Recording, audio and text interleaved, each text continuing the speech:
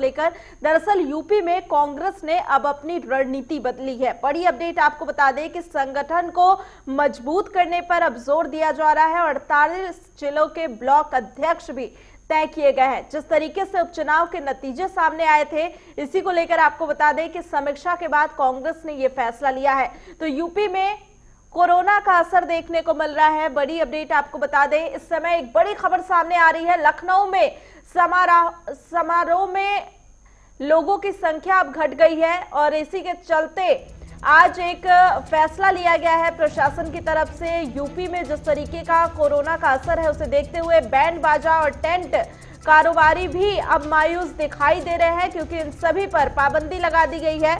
और आपको बता दें कि उत्तर प्रदेश में शादियों पर बड़ा असर देखने को मिला है, क्योंकि शादी समारोह में 100 लोगों को शामिल होने की इजाजत दी गई है। जो संख्या पहले 200 थी उसे अब घटाकर 100 कर दिया गया है। इसी के साथ शादी में बैंड बाजा और डीजे पर भी पाबंदी लगा दी गई है, जिसके चलते तमाम जो कारोबारी हैं उनके चेहरे भी इस समय मुरझा गए हैं। और इसी के साथ शादी में बुजुर्ग और बीमार लोगों को शामिल होने की अनुमति नहीं दी गई है और जो कोई भी नियम का उल्लंघन करता हुआ पाया जाएगा उसके खिलाफ मुकदमा दर्ज किया जाएगा। तो बड़ी अपडेट आपको बता दें कि इस समय यूपी प्रशासन पूरी तरीके से एक्शन मोड में दिखाई दे रहा है और इसी को देखते हुए अब तमाम पाबंदियां उत्तर प्रदेश में लगाई गई हैं, जिसके चलते इसका बड़े तौर पे असर तमाम शादी समारोह में दिखाई देगा जो अभी आने वाले दिनों में होने वाली है, क्योंकि अब मेहमानों की संख्या भी घटा दी गई है।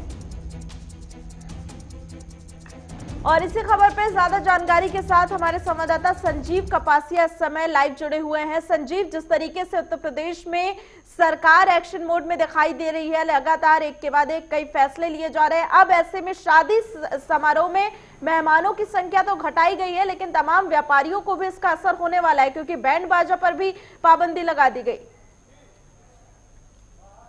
बिल्कुल करिश्मा, देखिए उत्तर प्रदेश के मुख्यमंत्री कोरोना की सेकेंड वेव के चलते सख्त नजर आ रहे हैं। उन्होंने शादी में मेहमानों की संख्या 200 के बजाय अब 100 कर दी है। इसके चलते डीजे और बैंड पर भी प्रतिबंध लगाया गया है, जिसके चलते इन तमाम कारोबारियों पर असर साफ तौर पर दिखाई देगा और अन्य प्रदेशों से उत्तर प्रदेश में आने वाले प्रत्येक व्यक्ति की कोविड की जांच होगी। उत्तर प्रदेश के मुख्यमंत्री साफ तौर पर यह सुनिश्चित करना चाहते हैं कि उत्तर प्रदेश के लोगों को कैसे कोरोना से बचाया जाए और इसके लिए तमाम सख्त निर्देश और सख्त नियम बनाए गए हैं। चाहे शादी का मामला हो, चाहे गैदरिंग की बात हो या फिर उत्तर प्रदेश में आने वाले लोगों की। अभी दीपावली का त्योहार बीता है और पूरे देश में उत्तर प्रदेश के लोग मजदूरी करते हैं, नौकरी करते हैं, वो सारे लोग वापस आए थे और इसके पहले 7 सीटों पर उपचुनाव था।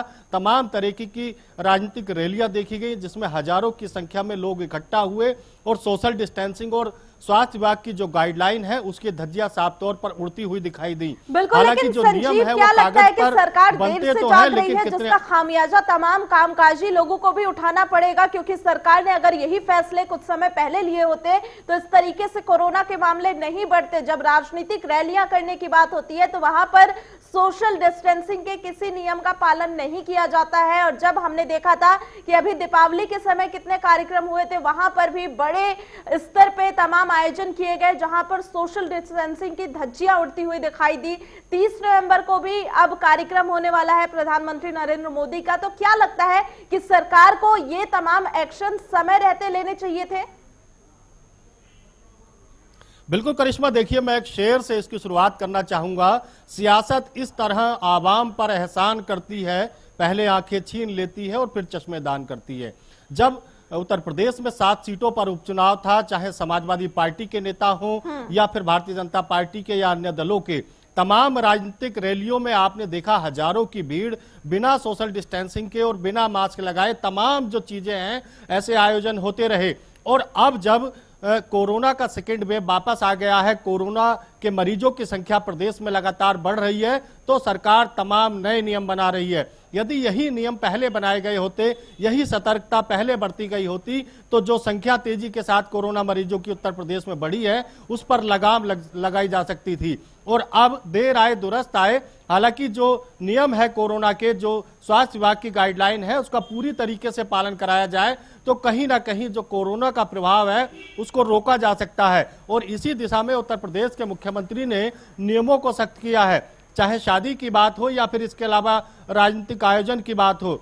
और इसके अलावा उत्तर प्रदेश में तमाम ऐसे राजनीतिक आयोजनों पर रोक लगाई गई है जिनसे लगता है कि कोरोना को इससे बढ़ावा मिलेगा। तो अब कहीं ना कहीं उत्तर प्रदेश की सरकार, उत्तर प्रदेश के अधिकारी, उत्तर प्रदेश के लोग इस बात को स्वीकार कर रहे हैं कि कोरोना के सेकेंड वेव से अपने आप को कैसे बचाया जाए। बिल्कुल संजीव, तमाम कामकाजी लोगों की बात करें, सरकार की तरफ से बैंड बाजा हो, डीजे हो, इन पे भी बैन लगा दिया गया है। अब इनके तमाम जो व्यापारी हैं, जो इनके मालिक हैं, उनका तो यही कहना है कि अगर इसी तरीके से चलता रहा तो उन्हें खाने के लाले पड़ जाएंगे। तो अब वो कोरोना से संक्रमित हो या ना हो, कोरोना से बचे ना बचे, लेकिन पिछले लंबे वक्त से जो आर्थिक समस्याएं उनके सामने हैं वो कैसे सुलझाएगी सरकार? देखिए करिश्मा, पहले आस्था बचानी चाहिए, पहले कारोबार बचाना चाहिए या फिर लोगों की जान जरूरी है। मुझे लगता है कि लोग यदि सुरक्षित रहेंगे, लोग यदि जीवित रहेंगे तो कारोबार भी चलता रहेगा, आस्था भी बचाई जा सकेगी। तो सरकार को चाहिए नियमों को कड़े से कड़ा किया जाए और लोगों की जान की सुरक्षा को प्राथमिकता पर रखा जाए।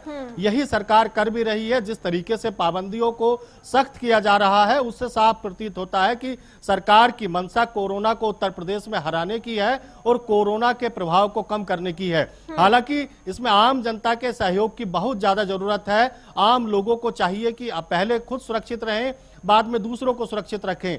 कोविड के जो नियम है, कोरोना के जो नियम है उनका पालन करें, चाहे मास्क लगाना हो, हाथों को सैनिटाइज करना हो या फिजिकल डिस्टेंस की बात हो। इन सभी नियमों का आप पालन करते हैं तो अपने आप को भी सुरक्षित रखते हैं, समाज को भी सुरक्षित रखते हैं। तो सरकार तो अपने स्तर से काम कर ही रही है, लेकिन लोगों को भी अपनी नैतिक जिम्मेदारी नहीं भूलनी चाहिए। करिश्मा, बिल्कुल। तो क्या लगता है कि कहीं ना कहीं इस समय सरकार से ज्यादा लोगों की जिम्मेदारी भी बनती है? क्योंकि हमने देखा है कि सरकार तमाम नियम बनाती है, लोग जुर्माने के डर से और जिस तरीके से उनके चालान काटे जा रहे हैं उसके डर से मास्क लगा तो लेती है, लेकिन जैसे ही पुलिस की नजरों से दूर जाती है तमाम वही लापरवाही बढ़ती जाती है। तो लोगों को अपने स्तर पे कितनी सावधानी बरतने की जरूरत है?